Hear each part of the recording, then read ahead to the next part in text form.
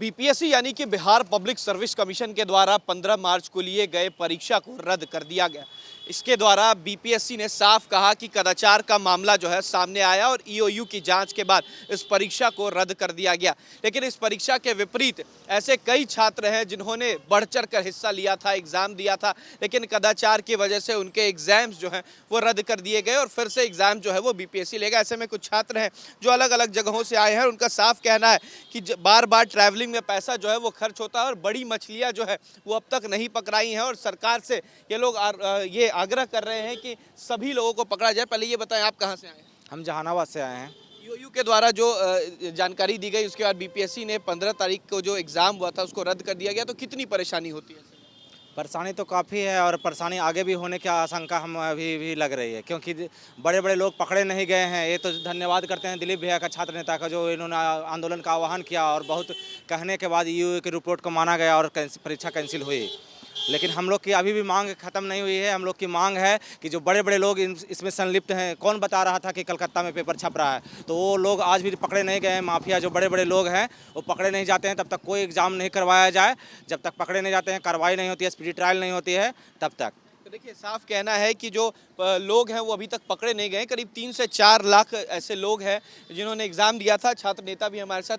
इस तरीके की कदाचार का मामला जो है पहली बार नहीं, से पहले भी बिहार में सामने आया, तो किस तरीके से देखते हैं? देखिए, पेपर लीक की जो घटना है ना तो पहली है ना ही अंतिम है, लेकिन सरकार अगर चाहे कि अंतिम घटना हो तो इसके लिए सरकार को कठोर कानूनी कार्रवाई करनी होगी। स्पीडी ट्रायल करके 5 से 6 महीना के अंदर सजा दिलानी होगी और जितने भी अभ्यर्थी पकड़े गए उनको आजीवन प्रतिबंधित किया जाए कि कभी वो फॉर्म नहीं भर सकता। जो भी अभ्यर्थी हो, शिक्षा माफिया हो, बड़े बड़े अधिकारी हो, नेता हो, मंत्री हो, कोचिंग संचालक हो, जो भी इसमें संलिप्त है, सबको कम से कम 15 साल की सज़ा हो और स्पीडी ट्रायल करके सजा हो। सारी संपत्ति जब्त की जाए। जितना भी इन लोग का उत्तराखंड या कहीं भी बड़ा बड़ा बिल्डिंग बना है, होटल बना है, रेस्टोरेंट बना है, वो सब जब्त किया जाए और प्रिंटिंग प्रेस की व्यवस्था बिहार में की जाए, सरकार के नियंत्रण में की जाए। प्राइवेट एजेंसी को देने का क्या मतलब? बायोमेट्रिक की व्यवस्था बिहार में की जाए और जो बीपीएससी ऑफिस के अंदर जो कुछ संदिग्ध लोग हैं उनको भी बाहर किया जाए और जो कोचिंग संचालक कुछ इसमें इन्वॉल्व है उन कोचिंग संचालकों पर भी कार्रवाई की जाए, उनका नाम उजागर किया जाए और बड़े बड़े नेता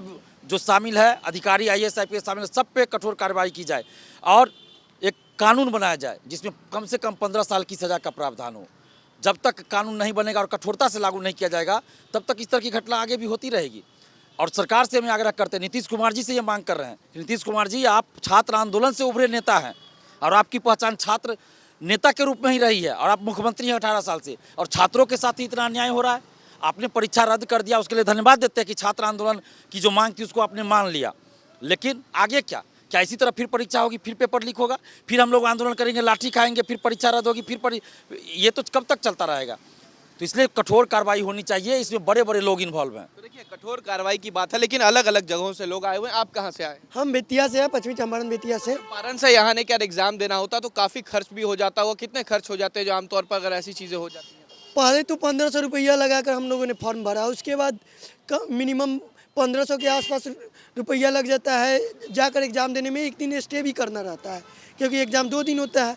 तो इसलिए अगर सरकार हमारी बातों को नहीं सुनती है, अगर बातों को नहीं रखती है, तो हम लोग पूरे बिहार लेवल पे हम लोग एक नए छात्र संगठन का निर्माण करेंगे और सरकार के मुंह पे तमाचा मारेंगे, ताकि हम अगर पेपर लीक इसके बाद हुई तो हमारी छात्र पार्टी पूरे बिहार में नेतृत्व करके और नोटा पे वोट डलवाएगी। किसी भी पार्टी को वोट हम लोग नहीं देंगे। तो देखिए, साफ कहना है कि जो कदाचार का मामला आया था और बीपीएससी ने इस बार 15 मार्च को जो एग्ज़ाम लिया था उसे रद्द कर दिया है। छात्र नेताओं के साथ सभी एस्पिरेंट यानी कि जो परीक्षार्थी हैं उनका कहना है कि इस तरीके से जो खर्च है वो सरकार हमारी करवा देती है। उसके बाद इस तरीके का मामला सामने आता है तो तमाम कार्रवाई कठोर जो है वो सरकार को करनी चाहिए और सुनिश्चित करना चाहिए कि इस तरीके की घटनाएं फिर से ना हो। वीडियो जर्नलिस्ट सत्येंद्र कुमार के साथ उत्कर्ष, न्यूज़ नेशन, पटना।